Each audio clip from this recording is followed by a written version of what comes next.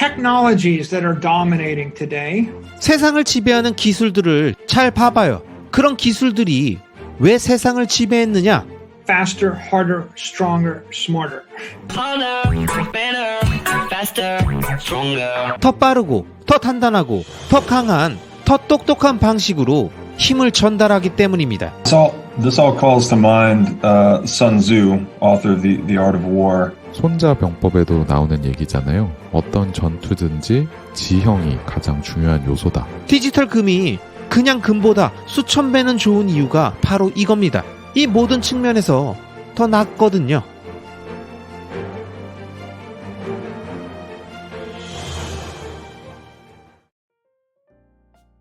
안녕하세요 여러분, 넷달바입니다. 앞에서 소개한 불과 미사일 이야기 재미있게 보셨나요? 마이클 세일러는 정말 타고난 이야기꾼 같지 않으세요? 아는 것도 정말 많고 읽어본 책도 정말 많고 여기저기 가본 데도 정말 많고 이번 편에서도 그가 들려주는 이야기를 듣고 나시면 우리가 늘 당연하게 생각해온 수많은 문명의 산물들이 평소랑은 조금 다르게 보이실지도, 그리고 비트코인이라는 녀석이 조금 다르게 보이실지도 모르겠네요. 물과 수력에 관련된 이번 영상도 재미있게 시청해 주시고 궁금한 점이나 인사이트가 있으시다면 댓글에 의견 남겨주시기 바랍니다. 그리고 제 음색이나 음량에 대해 많은 VOC가 있다는 것을 알고 있습니다. 이런 류의 컨텐츠는 저도 처음 해보는지라 음색과 음량을 잘 맞춰보고 하는 데에는 서툴러서 몇몇 분들의 심기를 거스르는 것 같네요. 시리즈가 앞으로 계속됨에 따라 좀 더 명확히 내용이 전달될 수 있도록 신경 쓰겠습니다. 혹시 시간 여유가 좀 되셔서 각 잡고 영문으로 된 영상도 볼만하다 싶으시다면 제가 몇 년 전에 제작해놓은 마이클 세일러 시리즈 동일한 내용의 국문 자막 재생 목록을 참조해 주시면 될 것 같습니다. 자, 그러면 물이라는 자원, 수력이라는 에너지, 석기시대 인류를 어떻게 바꾸어 놓았을까요? 마이클 세일러의 얘기를 들으러 가보시죠. 물줄기를 약간 틀어서 웅덩이를 만들 만한 곳을 찾을 거예요. 비버가 할 수 있다면 저도 할 수 있을 거 아니에요. 땅을 좀 파서 물줄기를 좀 틀고 수문까지 만들어서 연어든 뭐든 들어오면 문을 잠가버리는 거죠.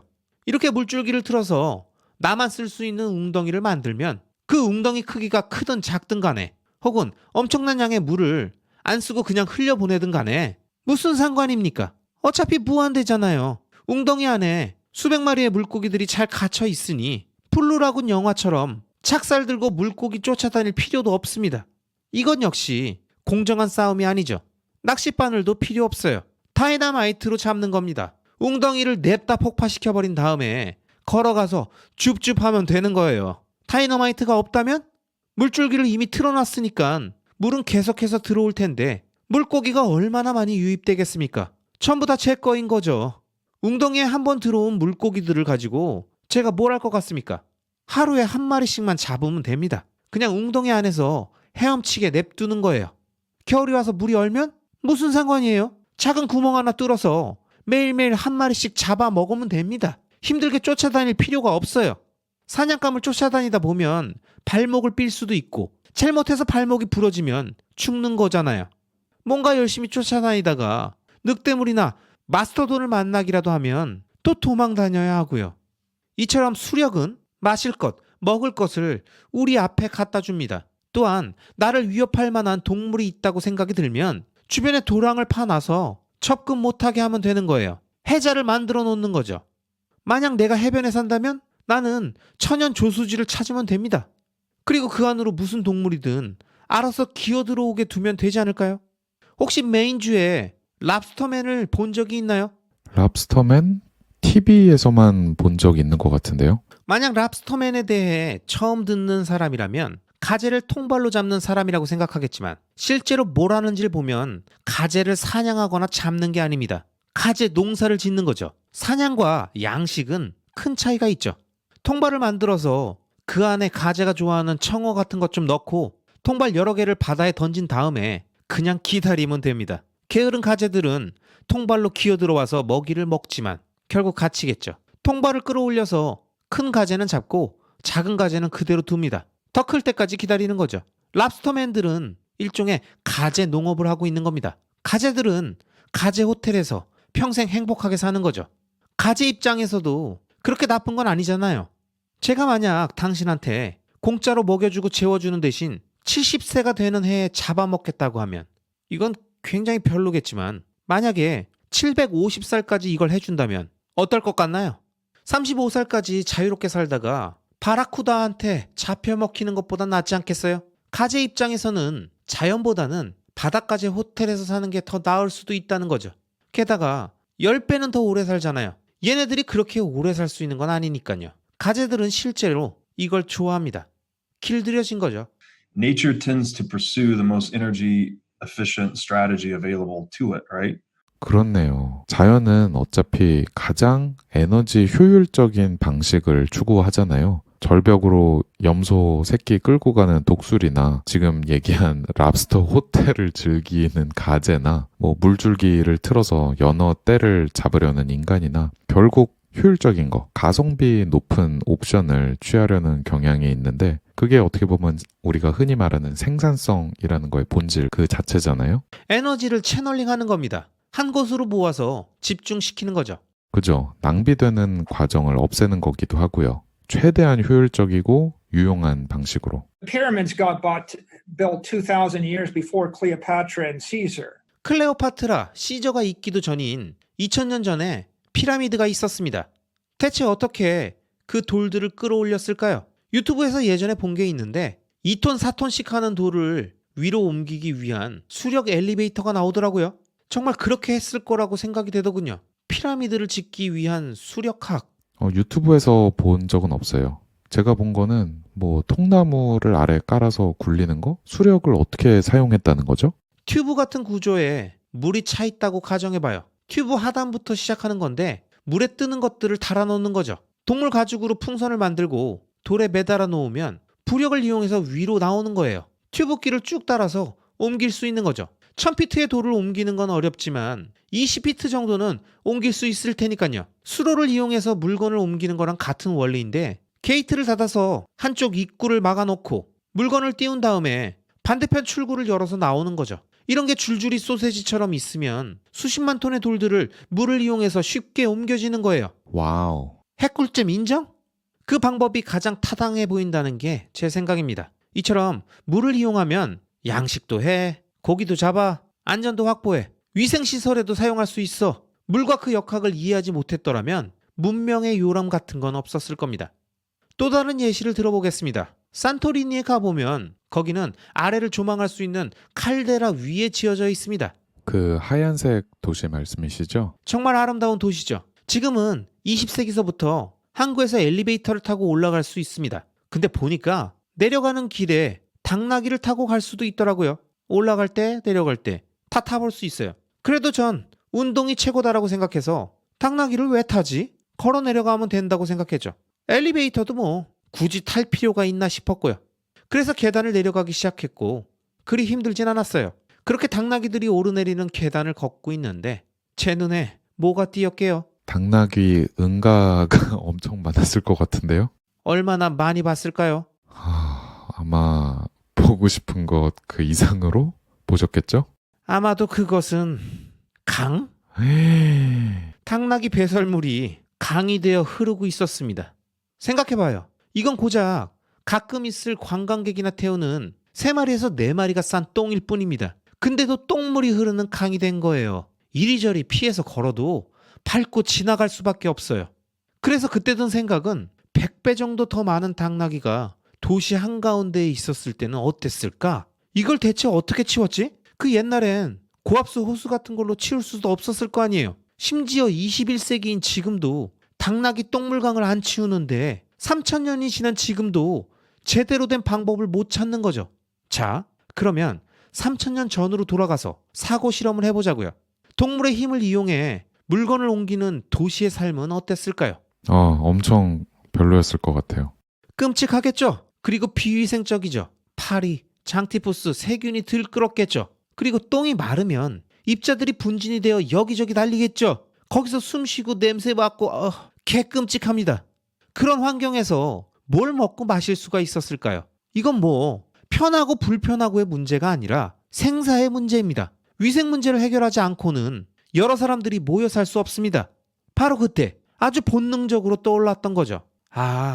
이래서 그리스 미코노스 섬의 모든 거리가 좁은 거였구나. 말이나 수레가 들어오면 안 되니까 모두가 걸어 다녀야 했던 거예요. 로마의 기사들이 말을 타는 특정 계급이었던 것도 같은 이유죠. 고대 로마 시대의 최상위 1% 아니면 0.1%만이 말을 타고 다니는 기사 계급이었습니다. 즉 로마 귀족은 말을 탈 수 있는 계급이었다라는 거죠.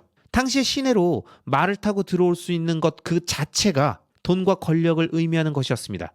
그 아래로는 안 됩니다. 말을 살 돈이 없어서 그런 게 아니라 개나 소나 말을 타고 시내로 들어오게 되면 위생 문제를 해결할 수도 없고 거주가 불가능한 도시가 되기 때문이죠.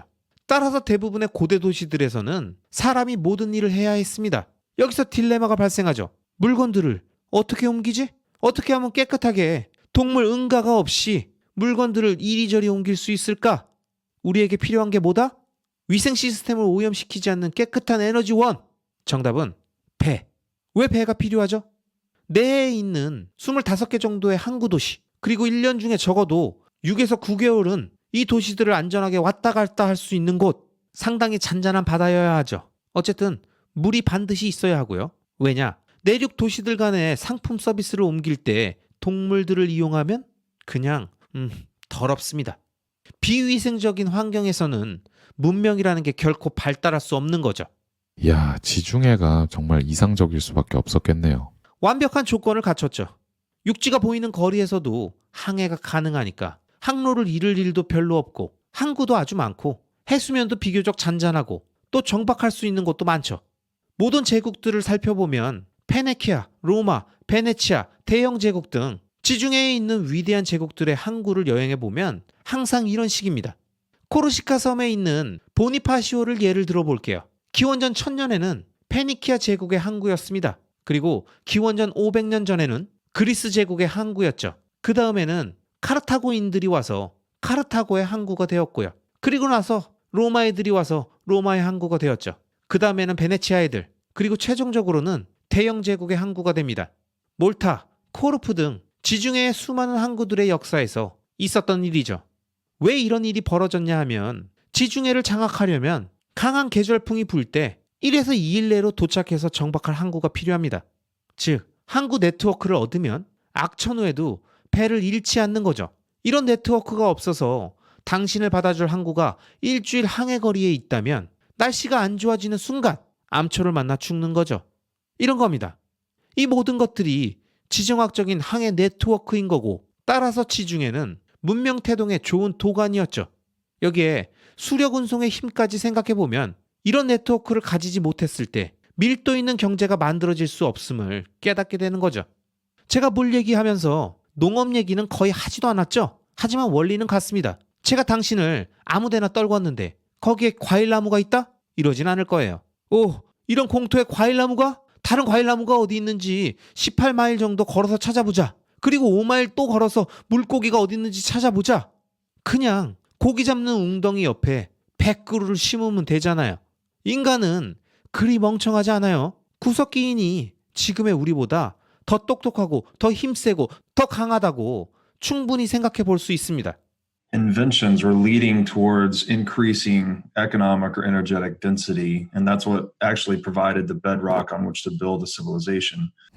그러면 결국 이 모든 발명들, 불, 미사일, 수력 이런 게 경제적 밀도, 에너지 밀도 이런 거를 다 향상시키는 방향으로 인류를 이끌었다는 거네요. 그랬기에 문명을 건설하는 어떤 토대가 된 거고, 지금까지 했던 얘기들 한번 정리해 볼게요. 혹시 제가 놓치는 게 있으면 얘기해 주세요. 우리는 동물과 1대1로 싸울 수는 없었다. 근데 우리는 지혜라는 거를 가지고 있었다. 그래서 이걸 통해서 인간끼리 서로 소통하고 조정 같은 거를 할 수 있었는데, 유발 하라리의 책인 사피엔스에도 나오듯이 인간이 지구를 지배할 수 있게 된 건 인간만이 어떤 이야기, 허구적인 이야기를 만들 수 있고 그걸 또 믿을 수 있기 때문이다. 이런 내용이 나오는데, 실제 현실을 추상화하고 상징화할 수 있는 이런 능력, 이런 것들이 인간으로 하여금 도구 같은 것도 만들어내게 하고 그 외에 여러 가지를 가능케 했다. 따라서 인간은 협력을 추구하는 방향으로 전략을 취한다. 그걸 인간끼리 하든지 간에 혹은 자연물을 이용하든지 간에. 그래서 제일 처음으로 태양빛이 축적된 에너지를 활용하는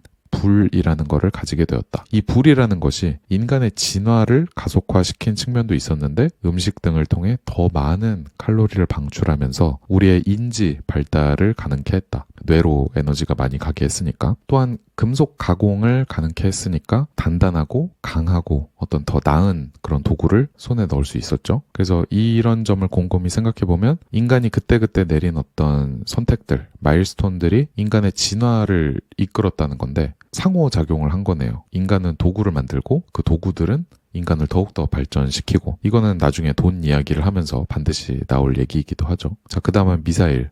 시력에 의존하는 인간, 그리고 손재주가 있는 거. 이거는 우리 인간의 고유한 특성인데 미사일은 이 점을 충분히 활용하게 해줬다. 이렇게 볼 수 있겠네요. 유리한 지형을 찾아서 원거리 사냥을 가능하게 해줬으니까. 그 다음은 물을 이용한 거. 일단 우리 몸 70%가 수분이죠. 따라서 물을 자주 섭취할 수밖에 없는 존재인데 물 없으면 죽게 되는 그 순서 있잖아요. 산소가 첫 번째고 물이 두 번째고 공기 없이는 3분, 물 없이는 3일, 음식 없이는 3달.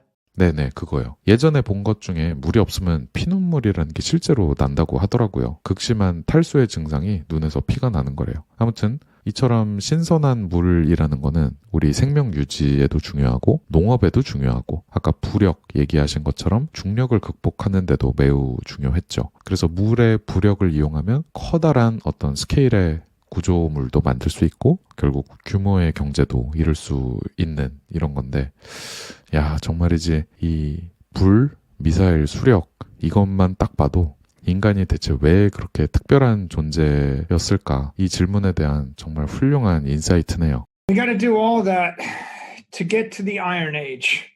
자, 이제 철기 시대로 고고싱 해볼까요? Which one's the best crypto asset? Well, Bitcoin's the best crypto asset. Okay. What's the second best? There is no second best. There is no second best. There is no second best. There's no second best crypto asset. There's a crypto asset. It's called Bitcoin, right? Right? There's no second best. Okay.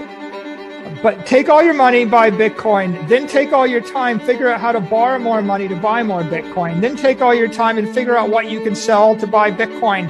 And if you absolutely love the thing that you don't want to sell it, go mortgage your house and buy Bitcoin with it. And if you've got a business that you love because your family works for the business, it's in your family for 37 years, and you can't bear to sell it, mortgage it, finance it, and convert the proceeds into the hardest money on earth, which is Bitcoin.